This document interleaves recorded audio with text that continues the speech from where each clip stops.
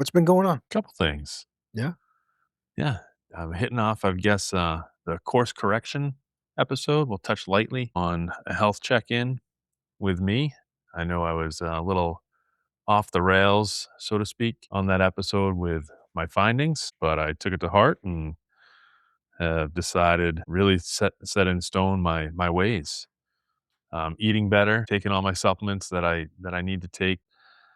I've been solidifying my workouts. I'm getting, 3 to 5 cardio sessions a week, 2 strength workouts a week, and it's been going good. Big thing, I've noticed my mood has improved, my energy's improved. I don't have an afternoon crash anymore. My afternoon nap that I usually hit when I get home no longer exists. My sleep quality and recovery has also vastly improved. Very rarely am I in the yellow unless I really put myself through a workout a little too hard, too late in the day, or too late at night.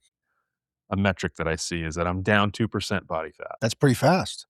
I feel pretty good about it. Yeah. Yeah. Well, as usual, I got something. This is the Maine Responder Podcast. Real conversations about work, the pressure, and the lives shaped by service. There's no single lane here, no script, just honest talk. Let's get into it. I had a damn nightmare. And it's one of those infidelity nightmares. Have you ever had those? Yep. Where you wake up and you're pissed off at your wife because in the nightmare she just cheated on you. I had that. Making eyes, Yeah, glances across the room yeah, in the dream. Sure. yeah. And who is this fella? You know what I mean? Where did he come Who's from? this guy? It's figment of my imagination. And it pissed me off. I even think I woke up, went back to sleep, and just picked up where I left off. But that might have been part of the whole dream too. I'm not really sure. But man, it pisses you off. You know what I mean? You do. You wake up hot. You wake up like, ugh. This time I actually didn't. I didn't wake up as hot and angry as I typically do, and it's all in good fun because Sure. obviously it didn't happen. But I'm usually the first one up in the house, and so I go downstairs, I sit down, I pop on the news. I'm just sitting there, and of course I'm going down this rabbit hole. I do the same thing every time. I already kind of know what it is. What does this dream mean? You know what I mean? Like, please let me be a doctor of dreams now and interpret what the hell this means, and with the help of the internet and maybe some AI. Put your feet up, get the Yeah, pillow, yeah. get out the pipe. Yep. Here we Yeah. go. So, but there was a difference in this dream, and nightmare, I guess, right? Because I keep calling it a dream, but that's a nightmare. That's a nightmare situation. Yeah. Nobody wants that. In the nightmare, like towards the end, I was kind of like, yeah, all right, whatever, I'm out. You do you, see ya. And that kind of felt good. I felt like I came out victorious. And every single time I go down the rabbit hole, I end up like on some kind of woo-woo website that's basically also telling me what my spirit animal is. None of it is really trustworthy information, um, but I always find that I have a lot going on. That's my default. I've got like a speaking engagement coming up, which is on my mind, and there's always a little bit of stress, anxiety, and insecurity around what I'm going to deliver in that message. So yeah, so then I'm thinking that the weight of some of the stuff that I have going, and none of it's that bad. It's just a lot of stuff. Some interesting, situations in my personal life, whatever, not a big deal. Life is good. But I'm on the couch having a coffee. My wife comes downstairs. She's wearing a red shirt. I would think it was like a sweatshirt that we got for like Valentine's Day, just kind of a cutesy little thing. And it's a red sweatshirt, and I couldn't help but call her Freddie. Like, you remember Freddy Krueger? Yeah. I was like, so the red made me think of that red and green stripe. You're Freddy Krueger. Yeah. You were my nightmare. So I had to explain to her what the hell I meant about that. I've talked about having those types of nightmares, dreams, whatever in the past. Well, I'm pissed off at my wife. She cheated on me in my dreams. You know, kind of a funny way to start the day, but it also for me, you know, kind of gives me that sort of a signal about just stress and what's going on in my life and things like that. There's definitely something to that. It is what it is. It's just one of those funny things that happens in life. But I will take the signal that some things maybe have to slow down a little bit. I'm always into so much stuff, not hobbies like we talked about, just really busy with stuff. Um, I've started adding like some blog stuff to the website. Yeah, the blogs on the website have been, I think, a fantastic follow-up Yeah. on the so good It, job with those, I like yeah, it. no, I appreciate it. Yeah. Just like the podcast, it's been fun to get some of my thoughts out there and just see what, you know, where they go. But one of the things that I wanted to bring up today, number one, you know, you are probably as close to, if not an expert. I know I've seen you do some speaking on this. If you've gotten me to crazily do this, but the cold water plunges. And the reason I want to talk about it is because you're involved in something pretty cool. And Yeah, we got something coming up here. We got selected. So we, meaning myself and Bobby Gavoni, got selected to be a part of the Special Olympics Super Plunge. And that's just a what it seems to be like an extreme fundraising event. You get your extreme sports, you do different things to go to the next level. Fundraising at the next level. It's 24 dips in 24 hours. I think we have 16 maybe participants in it, and we're looking to raise about 80 grand for this event, which is a pretty big, it's a pretty hefty lift, I'd say. So not only is it an extreme in the fundraising aspect, but it's also an extreme in the event. We're going to be doing, every hour on the hour for 24 hours, jumping into the Atlantic Ocean in March. So we're, just a few weeks away from that. March 21st, 22nd. Uh, it looks like the Norseman Resort in Agunquit is graciously hosting us, providing us with everything we need to kind of make it through this event. I think about it and I'm like, this is tough. I understand cold exposure, the psychological component of it, the physical component of it. We talked about sleep. I'm going to say we're not sleeping. mm, So that's extreme. But it's all for a good cause. It's a mission with a purpose. As they say, 24 dips in 24 hours. I think it's Maine, Maryland, Ohio, Washington State, Oregon, and Illinois that I know of that all have a super plunge going on mm. within the next couple of months here. In March, Atlantic Ocean, Maine. What's an estimate of what the temp of the water? Right now, the temp is 37 to 39 degrees. Yikes. Okay. It's not going to warm up. And Yeah. so I'm going to say 39. Okay. That's cold. Yep. What really makes it that much more challenging is it's the ocean. There's the surf. You've got to run a distance from the resort to the water's edge. And if there's surf, you got to run through some of it to get in. So I guess that's going to be the challenge. My own personal challenge is just not to do a dip and dive, roll in the surf. I want to get in there and get my whole body in and make sure that I'm getting a good solid plunge in for my own personal. Right. You've been my coach, the journey of cold plunging, which has been definitely on and off for me. I feel immediate benefits when I do it. You know, so it's one of these things, you know, why don't I keep doing it? It's because every single time is a challenge. So 24 and 24 is gonna be, you know, the real deal. But you bring up something that was the most challenging time that when I went into the ocean. You were there. We had some other people. It was after one of the conferences, maybe before one of the Before, yeah, conferences, was it yeah. before? And one of our speakers, Scott Medlin, was gonna come over. He wanted to try the cold because he had talked to you about it. He wanted to, you know, get in there and do it. And you're exactly right, man. We went to the ocean, and it was very different than jumping into a tub in your backyard. That gradual, slow walk. You're just feeling. Talk about mindset. You really have to be in the right mindset. When I finally got to, man, right about my nipple line, let's say, I felt like I got hit by a baseball bat.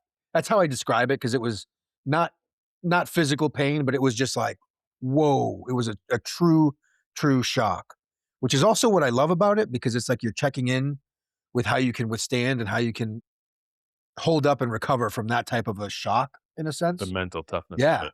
But, I remember, man, I think you had looked at me, you kinda you guided me through it and saved my ass when I was out there, and then it was enjoyable.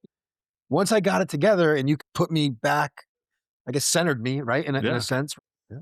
it was fine, but whoa, it is just, it was hard, but it ended up being great, and it was a reminder of, like, this is still a hard thing to do, but the benefits, man, I love it. Yeah. That was man, that was a challenging plunge for me too, because never have I ever walked that far to get in the water. Yeah. And it wasn't like the beach, it was low, low tide, and it was York Beach. I can't remember which one it was. They've got long sand, short Yeah. sands, all the sands. But we walked for sand for a little bit, but then it was ankle deep water for what felt like forever, Yeah. then knee deep. And finally we got to waist deep and I'm like, I feel like I'm a mile from the shore right now. We're going in. We're getting in. So that too, that was a struggle for me. Plus the challenge of, newcomer Scott, the southern kid coming up north here Yep. in the wintertime. Nonetheless, I felt like I had a lot on my plate at that time as far as keeping him safe, keeping you safe, and making sure that everybody still had a good Yeah. experience. And I wanted to get the point across that it was beneficial and it was safe. Mhm. And here we are, snowing, windy. I mean, it was a cold day. It was, It yeah. was a cold day. There was no sun to help us at all. And a lot of times that's what I look forward to on the sunny days of winter to jump in the water, get cold, and get out and just let that sun beat on you. It feels really good. But we had no comfort coming whatsoever. It was just all cold. Can you, help me understand this? Because I keep going to different sources and getting different answers, but I've done it in the summer, and I can't quite get enough ice into it. I guess what I'm getting at here is, like, temperature and time. In the middle of August, I wanna do a dip, and I can't seem to get it down to, 40 degrees, let's say. What am I looking for? Sometimes I'm like 30 something degrees. It's crazy. It's crazy. That takes a lot of ice or a mechanism to get it down that low. I go by, and I've heard this before. I want to say I heard it on Huberman, but the rule of threes and fives. So between 3 to 5 minutes in the 30s to 50s. The lower the temperature, the lower the duration. I also look at it as a dose of Advil or Tylenol. Mhm, So what do you need to accomplish your desired outcome? mhm, So for summertime, even if you get it into 60 degrees, that's still cold. You're still dropping your internal temperature because that's what you're looking to do is to drop your internal core temperature, right? But the time, you're right, it's going to be a lot longer. You're looking at 15 to 20 minutes for that temperature. So bang for your buck, 42 degrees, I think is optimal. mhm. For me, I like 42 degrees.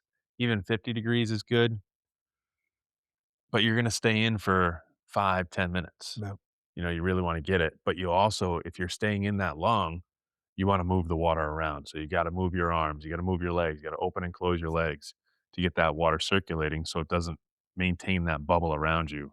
There is a little thermal barrier that's mhm, created. If you just sit still in water, it'll create a little barrier around you and you won't be as cold. So you yeah, have to have something circulating that water. yeah. Just keep it moving. So what would you give for a tip for a newbie?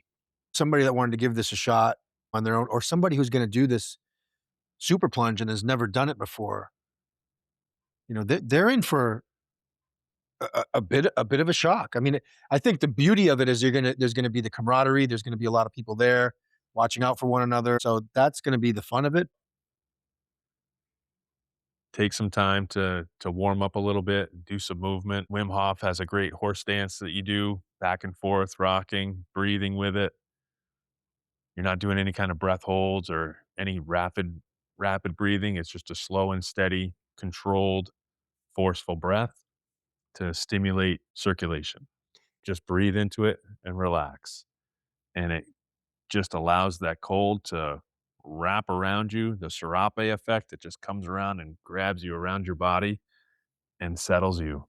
So, camaraderie of it, of doing the horse dance, getting the rhythm, getting in sync with everybody, and then getting in the water. So, there's, yes, circulation, increased movement, getting a good breathing pattern going, increasing your temperature, your body temperature a little bit, boosting your adrenaline, encouraging camaraderie, and no ego, we go is what we would say. So in this super plunge, are you gonna get everybody together and do a horse dance? Man, that's I It mean would be badass. It would be, I mean, if everybody could just, I'm sure there's gonna be some people like, "What is this? What is this noise, this Yeah, nonsense?" But I'm telling you, and I can imagine if you have a good sized group, it's probably pretty powerful and pretty cool. Um, but let me ask you this. Your story on why you started doing this. It's a cool story because it's kind of a generational story, but also because of pain that kind of brought you right into the cold water. yeah. There's gonna be some people out there that listen to this, that have heard me speak at conferences, that have heard me on other podcasts. I don't know if that's plural or singular. I think it might just be singular. I can't remember how Yeah. many if I've done other podcasts Yeah, or we're not. not just 2 Yeah, people listening. 2 people. You guys know. I blew out my back. I had 2 blown discs in my back, really struggling, lots of pain, couldn't feel my left leg from my knee down, and the sciatic pain that was going through was unbearable to the point where I was always laying on the floor. Laying on my stomach was my rest position, somewhat pain-free. I could sit there, I could scroll on my phone, I could read a book, I could watch TV, hang out with my kids. My youngest daughter was 5, and this was the pivotal moment for me. Just giggling and laughing. I'm laying on the floor on my stomach. I'm like, "What are you doing back there?" And I look down, I look back behind me over my shoulder, and there she is with scissors cutting the hair on my left leg. And I had no clue she was touching my leg. And she's just laughing hysterical. And I said, "What am I going to do? She's 5 and already, taking advantage of poor old dad laying on the floor in pain. What's it going to be like when she gets older?" And that really was my turning point where I went to the ocean. I thought about my pop and I remember how good we felt. Even as a kid, coming out of the water, out of the cold water, and I'm saying, Long Island in the spring, the water temp was probably 50, 55. You felt great. So I thought about that and thought about some of my research that I did in college, doing sports fitness management, being in the athletic training room with the cold tub. And so I just went down to the beach, walked into the ocean, and it just consumed me. It was cold. Walked in, went up to my neck and just sat there, looked out at the fishing rocks in Kennebunkport, just sat in the water and just relaxed my breathing and just sat there. And it was probably about 9 minutes. No knowledge behind it really. Just knew that it was a thing and I was going to give it a try and see what would happen with it. And I walked out of the water. And the first thing I noticed was even though I was cold, was I was wiggling my toes and I could tell I was wiggling my toes. Wow. So right there, the inflammation, that told me that most of my pain was due to inflammation, and just brief little bit, 9 minutes in the water was enough to reduce the inflammation enough to allow proper transfer of my nervous system to transmit pain and movement. Mhm. Yeah, I always like to hear that story because it is a cool story. Really, that started off as kind of just a cool thing you and your grandfather did, right? I Yeah, mean, and yeah, so that's great. And look at it now. I mean, now who would have thought, right? It's something that you are passionate about, speak about, are able to share the benefits of it. So I think that's great. You actually did a great presentation at the wellness conference up in Rumford.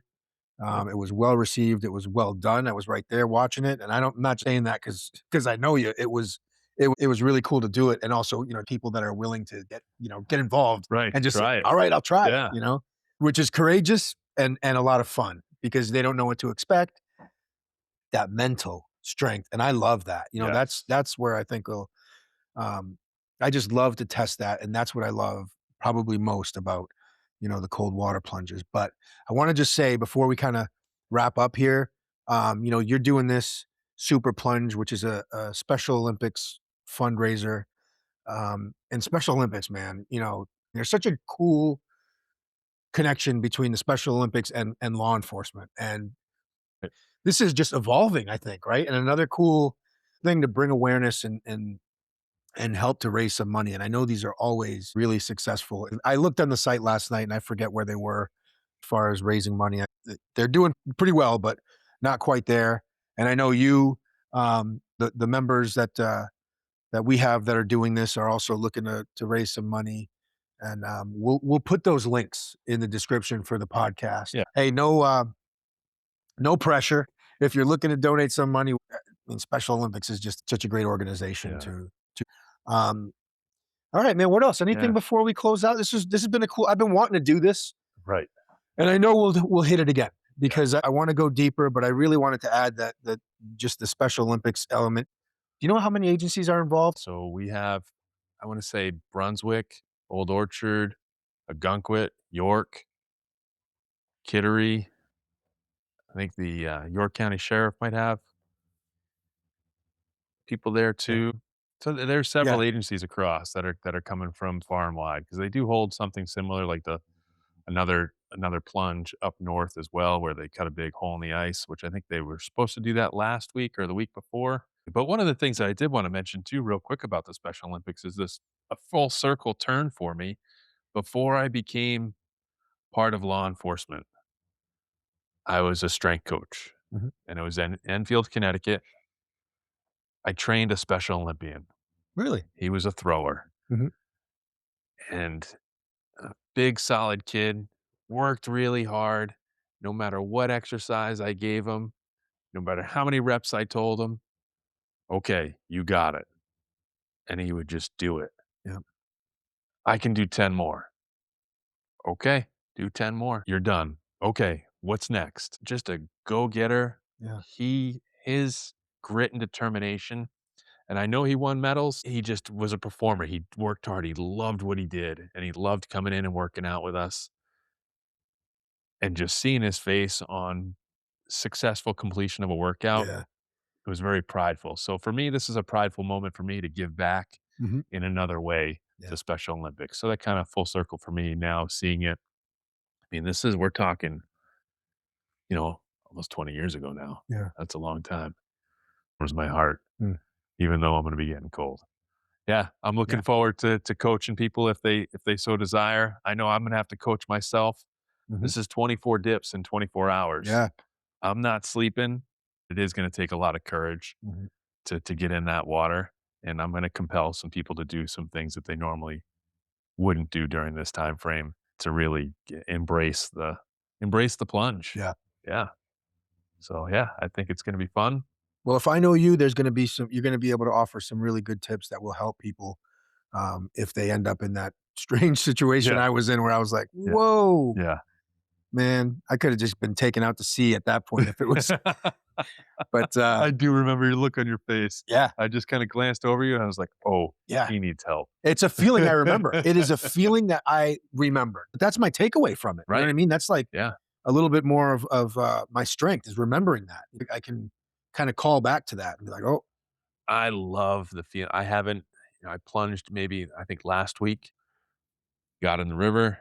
I'm doing 3 minutes. That's all I got. mhm, And it was a long 3 minutes, but as soon as I got out, it was a sunny day, just put my arms out out to the side, outstretched, and I allowed that sun to just beat on me. yeah, And I remember, I would do that with my buddy Sam. We would get out at the beach, the full sunshine, and just look up at the sun and just be like, "Ah." And you could just feel those rays penetrating you and just getting you like, it just felt awesome. yeah, And the energy that I felt, it was good. And if it was an accomplishment too. So to come into it with that mindset and to come out of it with, "Thank you, I'm glad I did this." yeah, That's the goal. That's the goal. I want everybody to feel that way. yeah. Awesome, man. Well, Next we'll time. see you on the next one. Appreciate, everyone who is listening, and stay safe. Be well.